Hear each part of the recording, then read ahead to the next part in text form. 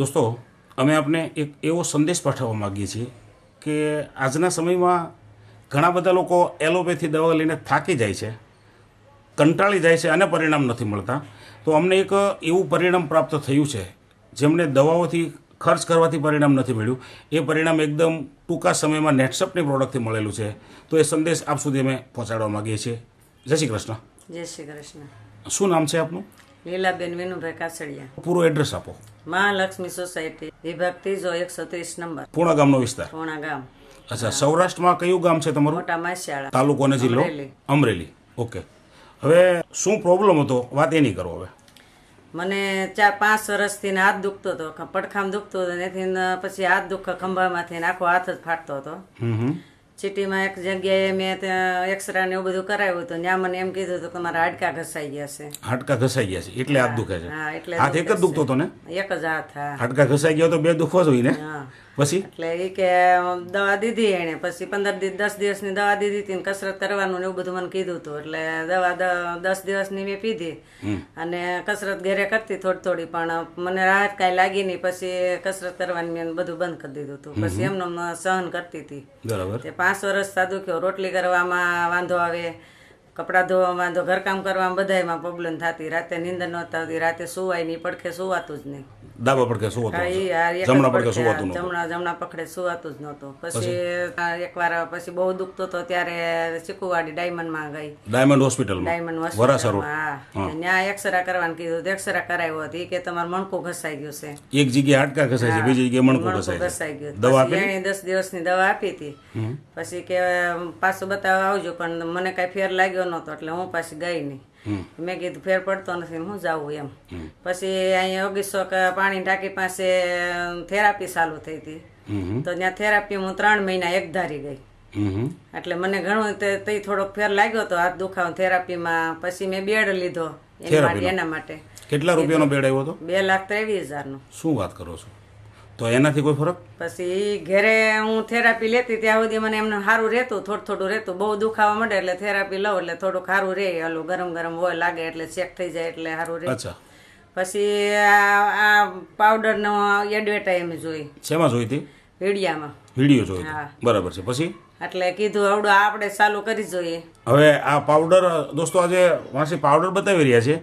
એ powder હાડકાના ઘસારાની કે મણકાની દવા નથી. એ પાવડર છે ન્યુટ્રિશનલ ફૂડ સપ્લિમેન્ટ, મતલબ કે પૂરક આહાર. સ્ત્રીઓના શરીરની અંદર જે પોષક તત્વોની ખામી હોય એ આ પાવડરની અંદરથી મળે છે.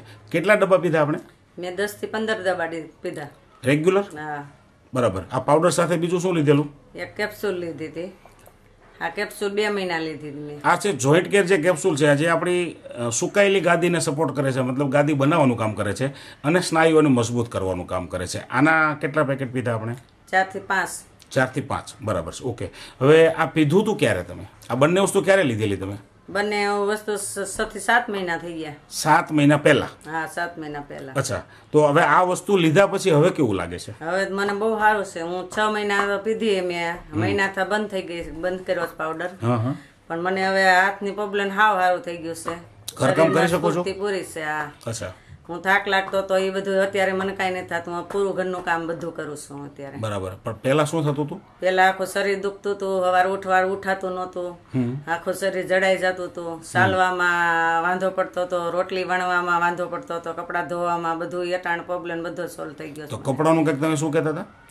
કપડાં હું વર્ષ દિવસ મેં કપડાં નહોતા ધોયા. કપડાં ધો એટલે આખો હાથ ફાટે જ એમ. અને આમ પડ્યો હોય તો એમને ફાટા જ કરે. સત્સંગમાં જાઉં તાળી પાડું તોય મારા હાથ ફાટતો જ. એટલે આમનું દબાવ્યા જ કરતી હું. મેં કીધું આ કેદીમાં ભાંગ્યો હોય તો ખારું થાય, આમનું તો કેમ ખારું? અચ્છા, એવું હતું. તો પ્રોબ્લેમ ટૂંકમાં અંદરથી હતો? હા, અંદરથી. બાહ્ય ઇલાજ થતા હતા, પ્રોબ્લેમ સોલ્વ નહોતો થતો. આ વસ્તુ લેવાથી શરીરની અંદરની જરૂરિયાત પૂરી થઈ ગઈ, પ્રોબ્લેમ તમારા સારા થઈ ગયા અને હવે પ્રોડક્ટ નથી પીતા છતાં સારું છે. સ્ફૂર્તિ કેવી લાગે છે? સ્ફૂર્તિ બહુ ફૂલ. મને અત્યારે કામ કરવાની જરાય આળસ નથી થતી. બધું કામ હું કરું છું, થાકતી નથી, થાકે નથી લાગતો. જેટલી વાર ઉઠ બે થાય તો મને કાંઈ વાંધો નથી. ઓલું તો બેઠી બધું ઊભું થવાનો વિચાર નહોતો થતો. આળસ ચડતી હતી? આળસ ચડતી હતી. બરાબર છે. એવું બધું થતું. પલોઠી વાળીને બેસાતું નહીં. ઉંમર કેટલા વર્ષથી આ છે? ઉંમર 56 વર્ષ. આ ખાસ મેં એટલા માટે પૂછ્યું છે દોસ્તો કે અત્યારે 40 વર્ષથી ઉપરના વયના જે કાંઈ બહેનો હોય ને એને આવી સમસ્યા મોટા ભાગે હોય છે. એમના 56 વર્ષની ઉંમર છે, પ્રોબ્લેમ થયો તો આ વસ્તુ લીધા પછી પ્રોબ્લેમ સારો થઈ ગયો છે, જે 2,23,000નું બેડ, 2 ડૉક્ટરની ટ્રીટમેન્ટ, અને એ લોકોએ કીધું હતું કે હાડકાં ઘસાય છે, એ કંઈ કીધું હતું કે મણકા ઘસાય છે. હવે આમ લાગે છે કાંઈ ઘસાયેલું હોય એવું? નહીં, હવે કાંઈ મને નથી લાગતું. બરાબર છે. તો આ વસ્તુ લેવાથી બધા પ્રોબ્લેમ સારા થઈ ગયા. તો જે લોકો આપણો વિડીયો જોઈ રહ્યા છે એને આપણે સંદેશ શું આપશું? એને સંદેશ આપવાનો કે કોઈ તો ખોટા દવાખાને ધક્કા દોડવાનું નહીં. આ પાવડર તમને જાણ થાય તો પાવડર જ ચાલુ કરવા, દવા ચાલુ કરી દેવાની. એ તો આપણા વિડીયોના માધ્યમથી લોકોને જાણ થશે, બરાબર ને? હા, અને કંટાળવાનું નહીં. 1-2 દવા પીને કે મને સારું નથી થતું એવું નહીં. તમારે 6 મહિના રેગ્યુલર દવા લેવી જ પડે. એમ કે આપણે 12 પૈસા દઈએ તો કેમ થાય એમ. બરાબર તો છે. પછી આમાં નખાય ને. આ કઈ નડતર રૂપ તો નથી. એ આપણા તમારો શરીર અનુભવ માટે છે. બધું સારું છે કે કેલ્શિયમ ઘટતું હોય, કોઈ B12 ઘટતું હોય, એ બધું આ પાવડર પૂરો પાડે છે. એટલે બાયુને ઈ જ જાજુ હોય. સાચી વાત છે. કે સ્નાયુના દુખાવા હોય કોઈને, બોઈને B12 ઘટતું હોય, એ બધું આ પાવડર પૂરો પાડે છે. બરાબર છે. એ તમારો અનુભવ છે, બરાબર? તો તમને તો આ પરિણામથી સંતોષ? મને સંતોષ. સરસ. જે જાણકારી તમે આપી છે એ બદલ તમારો ખૂબ ખૂબ આભાર.